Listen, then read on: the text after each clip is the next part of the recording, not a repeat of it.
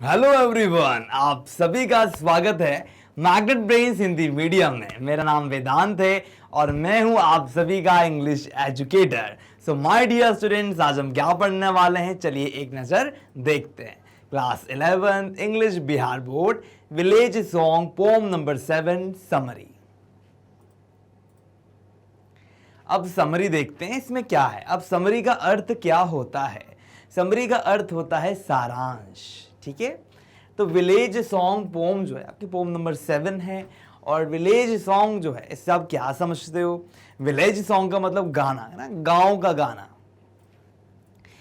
ये जो है एक ट्रेडिशनल फोक सॉन्ग है फ्रॉम सरोजिनी नायडू, यानी गाया जा सकता है। कलेक्शन ऑफ पोम्स, उनके पोम से लिया गया है। द बर्ड ऑफ टाइम, एक बर्ड ऑफ टाइम नाम का कलेक्शन ऑफ पोम्स है। The rustic environment reflects the daily ritual of Indian village ladies, है ना। जो देहाती वातावरण है, रस्टिक इन्वायरमेंट है ना, ये रस्टिक इन्वायरमेंट जो है वो कहीं ना कहीं क्या करता है, रिफ्लेक्ट करता है daily ritual of Indian village ladies ना। जो डेली क्या होता है, जो रिचुअल होता है, कस्टम्स होता है ना उनका, अगर आप ध्यान से देखिए तो Indian village ladies fetching the daily picture of the water from a great distance, यानी कि रोज रोज जो लेडीज हुआ करती हैं गाँव की, वो क्या करती हैं, घड़े खाली घड़ा लेकर जाती हैं, अपने सर पे रखकर ठुमक ठुमक कर, और क्या करती हैं, वहाँ पर जाके पानी भरकर वापस लौटाती हैं। तो आपने देखा होगा, अगर आपने कोई सीरियल देखा होगा कृष्ण जी का, तो वहाँ पर भी दिखाया जाता है कि गोपियाँ ऐसे चलती हैं। तो वैसे ही आप ध्यान में रख सकते हैं कि रस्टिंग इन्वायरमेंट होता है, तो वहाँ पर लड़कियाँ क्या करती हैं, लेडीज जो फेच करती, फेच करना निकालना, फेच करना। The rural girl in the poem has return home after filling her pitchers with the water from the Yamuna river. अब देखिए जहाँ पर जमुना है, हमने यहाँ पे यमुना भी मानेंगे। देखिए आप यमुना भी कह सकते हो और जमुना भी कह सकते हो, लेकिन गांव की है तो वो क्या कहती है, जमुना कहती है। तो यहाँ पर इस जो प्रॉपरली जो पोम लिखी गई है, इस पोम में एक लड़की का ही वर्णन है। और वो क्या करती है, वो लड़की कहाँ से आ रही है, वो लड़की आ रही है पानी भरकर यमुना नदी से, और जिसको जमुना बुलाती है।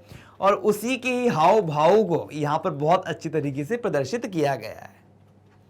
The path of her house is lonely. अब जो महिला है जो वहां से आ रही है, उसका रास्ता जो है वो बहुत अकेला है, लोनली है। अब लोनली से आप क्या समझते हो?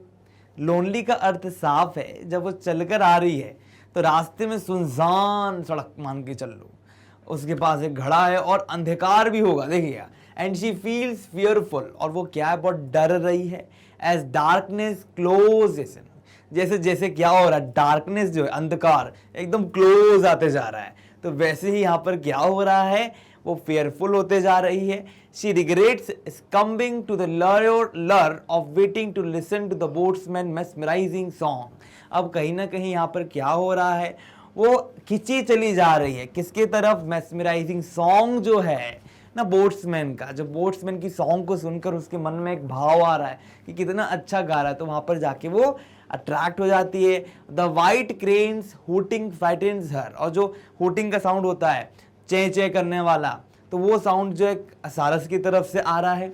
And fools her into believing it to the owls hooting. अब आउल्स से आप क्या समझते हो? ऐसा लगता है जैसे जो आउल है ना कहीं आउल तो नहीं शूट कर रहा है ना, शाउट कर रहा है, एक अजीब सी आवाज आती है आउल की, तो ऊ करके वो ऐसे बोलता है, तो उसको ऐसा लग रहा है कहीं आउल तो हूटिंग तो नहीं कर रहा है।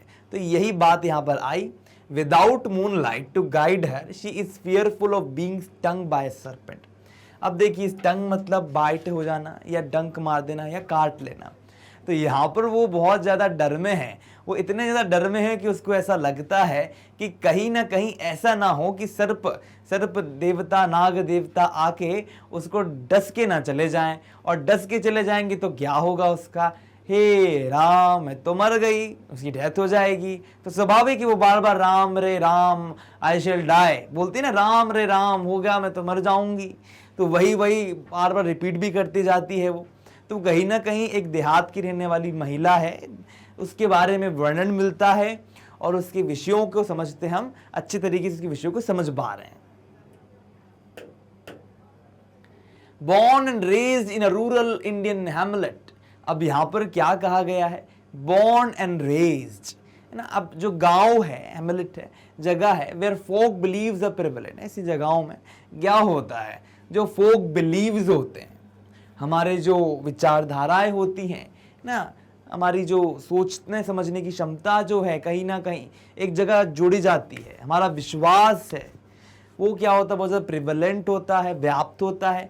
She thinks that malevolent spirits roaming here, बहुत बुरी स्पिरिट से क्या है, रोम कर रहे हैं area, will cast wicked charms on her, ऐसा हो सकता है कि कहीं ना कहीं बड़ी दुष्ट ना, बड़ी बुरी सी, बड़ी विचित्र सी या गलत जाम्स उस पर स्पेल ना कर दें। जैसे हैरी पॉटर मूवी में आपने देखा होगा, अगर नहीं देखी हो तो कोई मूवी अगर आपने देखी जादू वाली, तो वहाँ पे क्या होता है, चुड़ैल कुछ ना कुछ बोल देती है, कुछ बोलती है, मंत्र फंत्र ऐसे करके फूंक देती है, और उससे क्या होता है, वहां पर एक चीज आती है, या तो कोई राक्षस आ जाएगा या तो वो आदमी मर जाएगा। तो कहीं ना कहीं वे भी डर रही है, उसको ऐसा लगता है कोई चुड़ैल, कोई स्पिरिट या कोई शैतान, सैटन तो होगा नहीं, लेकिन कोई ना कोई ऐसा यहाँ पर आ जाएगा जो क्या करेगा, उस पर अटैक कर देगा। और राम रे Ram is a common exclamation. देखिए ये है एक एक्सक्लेमेशन है, is a common exclamation used by Indian man and women during time of fear और एक्साइटमेंट। जैसे गांव के लोग तो बोलते हैं जय बजरंग बली, जय बजरंग बली, है ना। तो इस तरह से क्या होता है, वैसे राम राम राम बोलते हैं गांव के लोग अधिकांश। आप कहीं भी जाएंगे तो वो बोलेंगे हरिओम, हे राम। तो इसीलिए कि कहीं ना कहीं उनके अंदर ब्लेसिंग्स की भावना होती है, और कोई नेगेटिव एनर्जी हो तो वो भी खत्म हो जाएगी। Additionally, the serpent and the evil spirit depict the concealed threats that exist in contemporary society. अब देखिए यहाँ पर क्या कहा जा रहा है, यहाँ पर ये कहा जा रहा है कि the serpent and the evil spirits, है ना।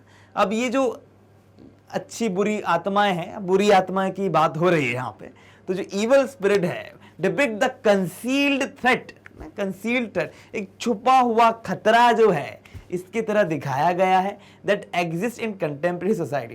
लाइक यहाँ पर आप देखिए एक पार्ट और, छुपा हुआ खतरा ना। आज के समय भी कोई भी अगर आप इसको कंपेयर कर रहे हो, अगर हम आज की परिस्थिति से इसको कंपेयर करते हैं, तो एक चीज हमारे सामने आएगी, महिलाओं के प्रति।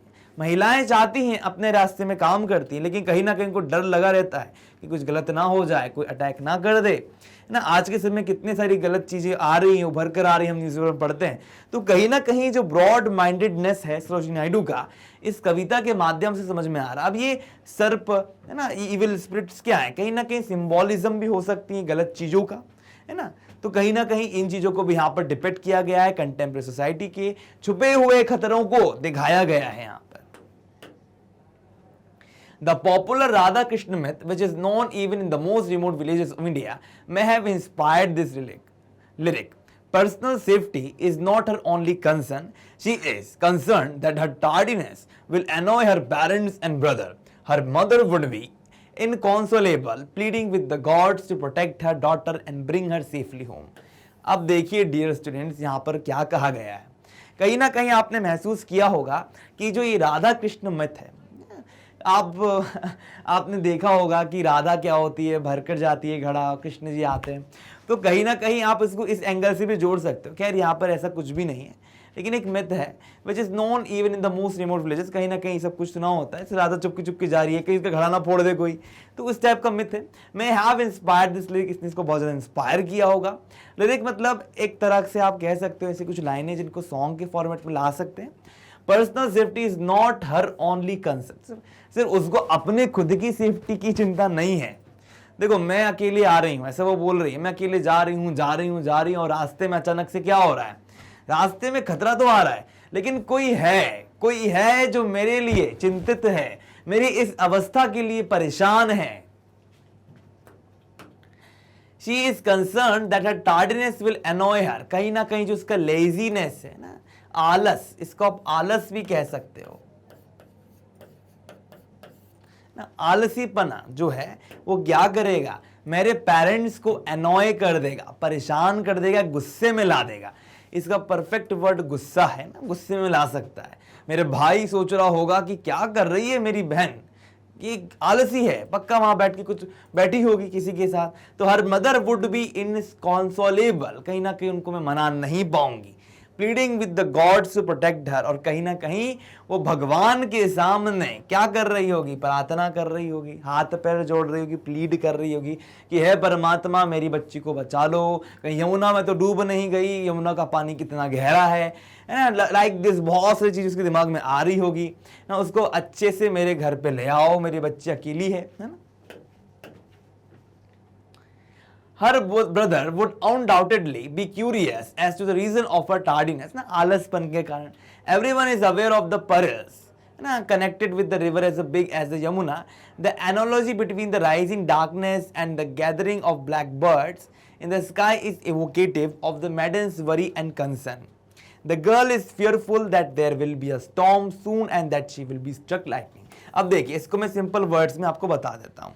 यहाँ पर साफ तरीके से कहा गया है कि भाई बहुत ज़्यादा चिंता कर रहे हैं, और यहाँ पर है ना, यहाँ पर आप देख सकते हैं कि जो राइजिंग डार्कनेस ना, बहुत जल्दी क्या हो रहा है, अंधकार बढ़ता जा रहा है, तो चिंता भी उसकी बढ़ते जा रही है, और वो जो अंधकार है कहीं ना कहीं ब्लैक बर्ड्स की तरह लग रहा है ना, ब्लैक बर्ड से सब कुछ ढक लिया हो वैसे सब कुछ ढक लिया है ना। तो यहाँ पर इस चीज को बहुत अच्छे से बताया गया है। लड़की जो है वो बहुत ज्यादा क्या डरी हुई है, एकदम परेशान है, मायूस है ना, और ऐसा लग रहा है कि उसको लगेगा कि कहीं ना कहीं बिजली ना गिर जाए ना, वज्रपात ना हो जाए, ऊपर से कुछ गिर जाए, लाइटनिंग की इशू ना आए। तो यही चीज यहाँ पर ऐड की गई है।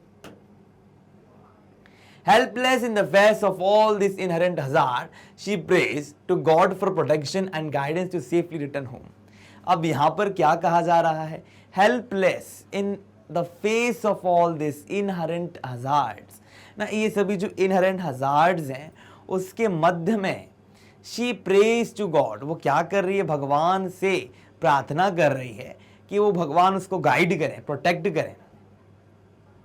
The maiden's everlasting confidence in the Lord Rama is reaffirmed in the final verse। और जो आखिरी की पंक्तियां हैं, वर्ड्स हैं, वहां पर क्या होता है, maiden's everlasting, जो हमेशा रहने वाला कॉन्फिडेंस है भगवान राम के प्रति ना, भगवान ही याद आएंगे, कौन याद आएगा, कोई तो आने नहीं वाला, मम्मी पापा की भी चिंता मैं ही कर रही हूँ, सब कर रही हूँ, तो भगवान राम आए मुझे बचाएं।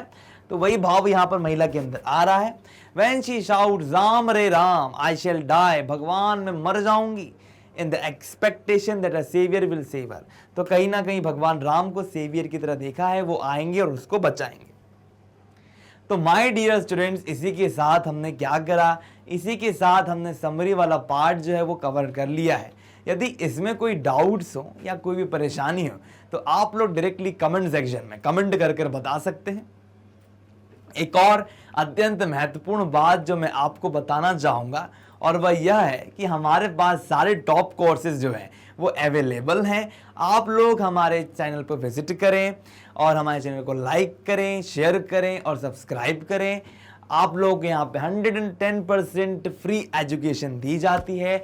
अगर आपको बुक्स और ई बुक्स देखनी है तो आप हमारे डिस्क्रिप्शन बॉक्स में जाके लिंक पे क्लिक कर सकते हैं, और साथ ही जो भी ऑल दी वीडियोस जो पहले की आई हैं इस चैप्टर की और उसकी पूर्व की पोम, अगर आप लोग अच्छे से पढ़ना चाहते तो उनको जरूर देखें। आप लोगों का बहुत बहुत धन्यवाद।